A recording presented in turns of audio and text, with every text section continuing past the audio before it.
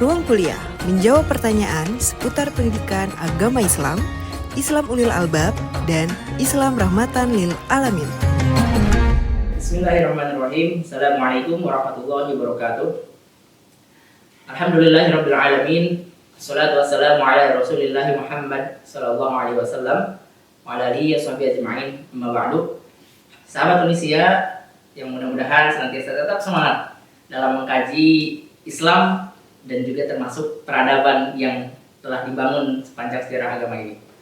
Insya Allah pada kesempatan ini kita akan coba mendalami terkait karakteristik peradaban Islam. Kalau kita mengacu kepada sejarah, ya sebenarnya peradaban Islam ini ada di beberapa titik. Ya, ada yang tumbuh kembang di wilayah Syam pada saat itu dimulai dari dinasti Umayyah. Bahkan sebelum itu dari zaman Rasulullah ya dengan kota madaninya yaitu Madinah Al-Munawwarah. Kemudian juga di Baghdad ya di situ tumbuh peradaban Islam dari zaman dinasti Abbasiyah. Di Andalusia juga di sana ada ya itu adalah kita bisa mengatakan dinasti Umayyah chapter 2. Ya, dan bahkan sebenarnya di belahan lain pun termasuk di Indonesia itu punya kekhasan peradaban Islam tersendiri. Namun dari semua jenis peradaban itu ada benang merah yang menyambungkan antara berbagai peradaban Islam yang pernah tercatatkan dalam sejarah. Yaitu yang pertama bahwa Islam itu adalah agama tauhid. Nah ini ya. Dan ternyata agama tauhid ini itu bukan hanya semenjak Nabi Muhammad loh. Sebelum Nabi Muhammad itu juga memang sudah bisa disebut dengan agama tauhid. Kenapa? Karena para nabi ya, itu rata-rata mewasiatkan kepada anaknya termasuk berdakwah kepada umatnya. Isinya apa? Mengajarkan tauhid. Contoh misalkan di surat Luqman ayat 13 Allah berfirman, "Wa qala Luqman libnihi wa huwa ya'iduhu ya bunayya la tusyrik billah innasyirka la dzulmun 'adzim." Ingatlah ketika Luqman ya, berkata kepada anaknya, "La tusyrik billah, jangan kau berbuat syirik ya, menyembah Allah dan menyembah yang lain. Inna syirka la dzulmun 'adzim." Sesungguhnya syirik itu adalah perbuatan kedzaliman yang sangat besar. Nah, berarti kan di sini ada wasiat untuk menerapkan tauhid. Nah, kemudian apakah ada lagi? Ada lagi. Misalkan dalam surat Al-Baqarah 132.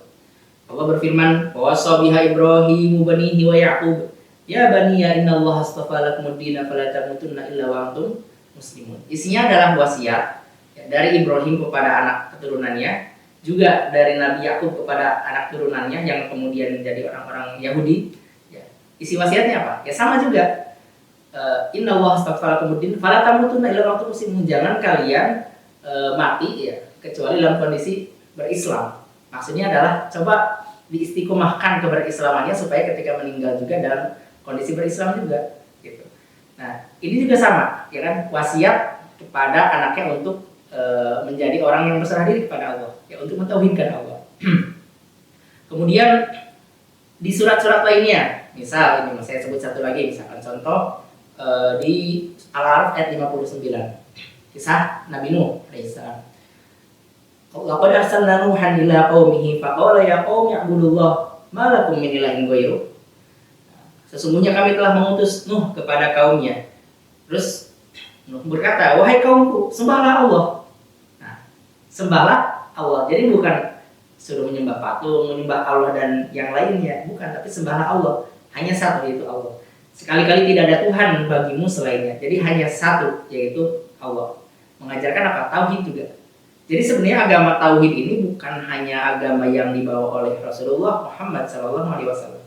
Tapi agama tauhid ini adalah memang agama yang dibawa bahkan semenjak sebelum Rasulullah, termasuk dari Nabi Nuh ya. Dan kalau kita kembali lagi ke zaman Nabi Nuh, Adam juga sama, semuanya adalah agama tauhid. Nah, sehingga ketika setelah zaman Nabi Muhammad itu juga pasti memiliki kesamaan, yaitu agama tauhid yang mengusung la ilaha illallah. Yang beda itu kan hanya wa asyhadu anna Muhammadannya aja, yang di syariat Nabi Musa kan belum ada wa asyhadu anna Musa Rasulullah gitu.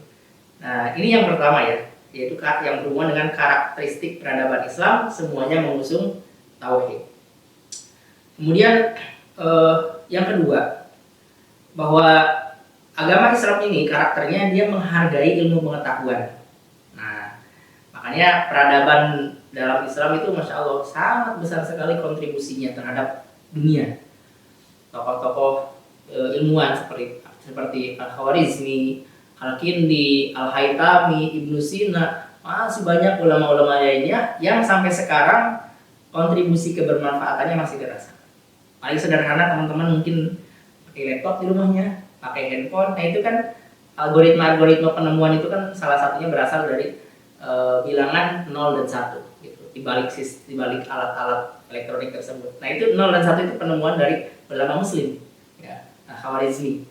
Nah begitupun yang lain dalam bidang kedokteran ya, banyak kontribusi dari Ibnu Sina dan misalkan Az-Zahrawi ya terkait ilmu pembedahan itu juga sampai sekarang digunakan. Nah, karena memang apresiasi terhadap ilmu pengetahuan itu sangat besar sekali. Kenapa kok banyak ilmuwan yang bermunculan dari agama Islam? Karena memang dari syariatnya sendiri itu juga ada penspesialan, ada pemberlakuan hal yang spesial untuk ahli ilmu. Misalkan fadlul alimi 'alal 'abidi kafadlil qamari 'ala sa'iril kawakibi. Keutamaan orang yang berilmu terhadap orang yang abid. Abid itu dia rajin ibadah tapi ilmunya kurang. Itu ibarat terangnya bulan purnama terhadap terangnya bintang-bintang yang lain. Tentu lebih terang bulan purnama dong. Nah, seperti itu pula ahli ilmu dibandingkan ahli ibadah. Kemudian dalam Quran, kalau tadi kan dalam hadis, kalau dalam Quran Allah juga berfirman, "Qul hal yastawil ladzina ya'lamuna wal ladzina la ya'lamun?" Apakah sama perlakuan terhadap orang yang beriman dengan orang yang berilmu dengan orang yang tidak berilmu? Ya tentu tidak sama dong gitu. Nah, sehingga orang itu jadi bergemar untuk memperdalam ilmu. Akhirnya jadi muncul para ilmuwan muslim. Nah, itu kemudian saya tambah satu lagi ya, bahwa dalam Islam itu dia mengkolaborasikan antara yang sifatnya spiritualitas dan materialis.